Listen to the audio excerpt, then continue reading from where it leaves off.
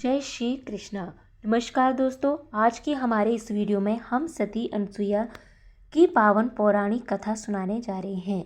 एक समय नारद मुनि सरस्वती, लक्ष्मी और माता पार्वती के पास गए और उन्हें महामुनि अत्रि की पत्नी अनसुईया के असाधारण पतिव्रता धर्म के बारे में बताने लगे और कहने लगे, इस समस्त ब्रह्मांड देवी अनसुईया के साथ तब का कोई मुकाबला नहीं कर सकता। ये बात सुन तीनों देवियों के मन में देवी अनसुईया के प्रति ईर्ष्या उत्पन्न हो गई।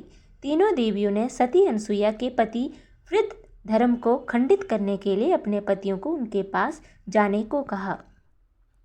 पहले तो भगवान विष्णु, ब्रह्मा जी तथा भोलेनाथ इसके लिए राजी नहीं हुए, परंतु अपनी पत्नियों द्वारा विशेष आग्रह किए जाने त्रिदेवों ने सती अनसुईया के सतीत्व और ब्रह्मा शक्ति की परीक्षा लेने की सूची।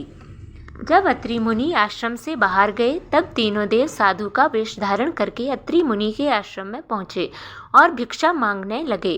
अतिथि सत्कार की परंपरा के चलते सती अनसुईया ने तीनों देवों का उचित रूप से स्वागत किया और उन्हें खाने के लिए निमंत्रित किया। लेकिन साधु के वेश में आए त्रिदेवों ने एक स्वर में कहा, साध्वी, हमारा एक नियम है, जब तुम निर्वस्त्र होकर हमें भोजन परोसोगी तभी हम भोजन करेंगे। पहले तो उन साधुओं की बात सुनकर अनसुईया चिंतित हो गई। फिर उन्होंने अपने तपोबल से उन साधुओं की असलियत को जान लिया। उन्होंने हाथ में जल लेकर अपने पति मुनि पत्रि का स्मरण किया और कहने लगी, यदि मेरे तीव्र धर्म में सत्यता है तो यह तीनों साधु 6 महीने के शिशु बन जाएं।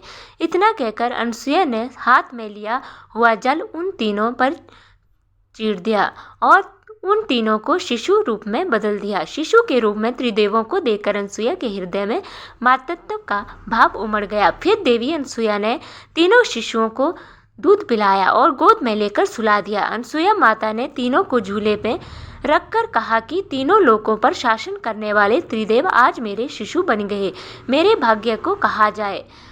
फिर वह मधुर स्वर से लोरी गाने लगी। बहुत समय बीतने के बाद भी जब त्रिदेव वापस नहीं लौटे तो तीनों देवियों को उनकी चिंता होने लगी। उसी समय एक सफेद बैल अत्रि मुनि के आश्रम में पहुंचा। एक विशाल गरुड़ पंख फैलाए आश्रम में उड़ने लगा और एक हंस, राजहंस, कमल को चोंच में ले वहां आ गया। यह नजर देखकर नारद जी तीनों देवियों के साथ वहां आ पहुंचे।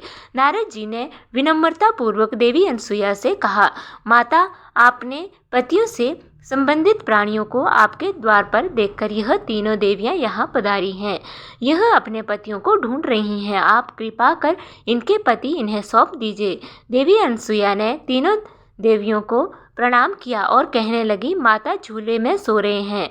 शिशु यदि आपके पति हैं तो आप इन्हें ले जाइए। लेकिन जब तीनों देवियों ने शिशुओं को देखा तो वे एक जैसे लग रहे थे और गहरी नींद में सोए हुए थे। इस पर वे तीनों भ्रमित होने लगी। तब नारद जी उनके पास आए और कहने लगे, क्या आप अपने पति को पहचान नहीं पा रही? कृपा करके हंसी का पात्र ना बने और जल्दी से जल्दी अपने पतियों को गोद में उठा लें। नारद जी की बात सुनकर तीनों देवियों ने शीघ्रता से एक एक शिशु को उठा लिया। गोद में लेते ही वह शिशु मूर्तियों के रूप में खड़े हो गए। तब देवियों को मालूम हुआ कि सरस्वती जी ने शिव जी को, लक्ष्मी ने ब्रह्मा जी को और पार्वती जी ने विष्णु जी को गोद में उठाया है। तब तीनों देवियों शर्मिंदा हो गई और दूर जाकर खड़ी हो गई।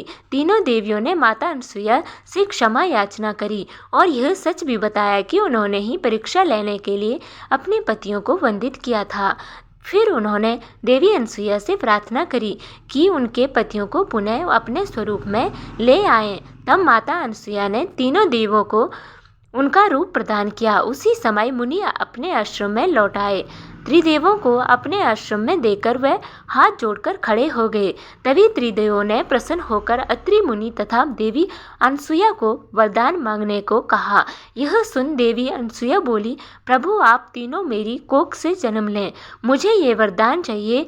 माता अनसुईया की बात सुन ब्रह्मा जी, विष्णु जी और भगवान शंकर जी ने दत्तात्रेय का रूप धारण कर लिया, जिनके 3 सर, 6 भुजाएं और 1 शरीर था। इस प्रकार भगवान दत्तात्रेय ने धरती पर जन्म लिया। दोस्तों, आपको ये कथा और जानकारी कैसी लगी कृपया कमेंट करके ज़रूर बताएं। वीडियो पसंद आया हो तो लाइक करें और हमारे अपने दोस्तों के साथ शेयर करें। कमेंट बॉक्स में जय श्री कृष्णा लिखना ना भूलें और ऐसे ही और भी बहुत सारी कहानियों को सुनने के लिए चैनल को सब्सक्राइब जरूर करें। धन्यवाद।